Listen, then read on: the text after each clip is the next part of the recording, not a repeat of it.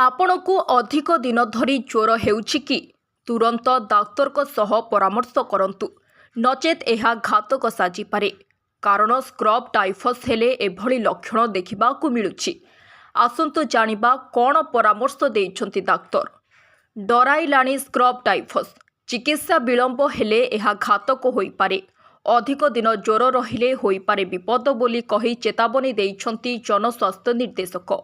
एने जनस्वास्थ्य निर्देशक नीलकंठ मिश्र कहिछंती बरगड़ जिल्लारू 4 जनक मृत्यु स्क्रब टाइफस द्वारा होइथिबा संदेह करा जाउछि।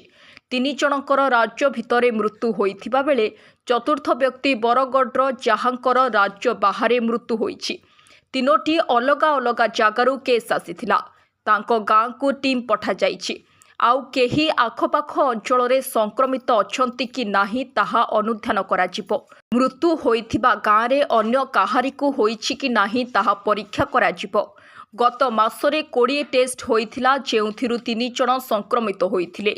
जदिओ एहा महामारी नुहे किंतु सावधान नहेले विपद बोली कहिछंती जनस्वास्थ्य निर्देशक। एलिसा टेस्ट रे एहाकु चिन्हट करा जाई परिबो। जिला मुख्य चिकित्सालय रे एहार परीक्षा करा जाउछि। चिकित्सा विलंब हेले एहा घातक होई पारे बोली कहिबा सह तुरंत चिकित्सा करिबाकू परामर्श देइछंती जनस्वास्थ्य निर्देशक। जंगलिया अंचल रे बुलाबुली समय रे रिगर्स नामक कीट कामुड़ी थांती। कीट कामुड़ीबा परे नाली चिन्ह देखाजिबो। एहा परे परे देहरे ज्वर रहिबो। गोड़ हाथ जदि कामुड़ा चिन्ह रही जदि ताहा कुंडेई हेउछि किंबा फुली जाउछि तेबे ताहाकू डाक्तरखाना रे एहाकू आसी तुरंत चिकित्सा करंतु। आंठू गंठी बिंधा हेबा, मुंड बथा, थंडा हेबा, ज्वर हेबा भली मानसिक परिवर्तन हेबा भली लक्षण देखाई थाए एपरि कहिछंती जनस्वास्थ्य निर्देशक नीलकंठ मिश्र। स्क्रब टाइफस रे गत किछि दिन मध्यरे 4 जनक मृत्यु होइथिबा बेले 25 रु अधिक व्यक्ति हस्पिटाल रे भर्ती होई चिकित्सित हेउछंती।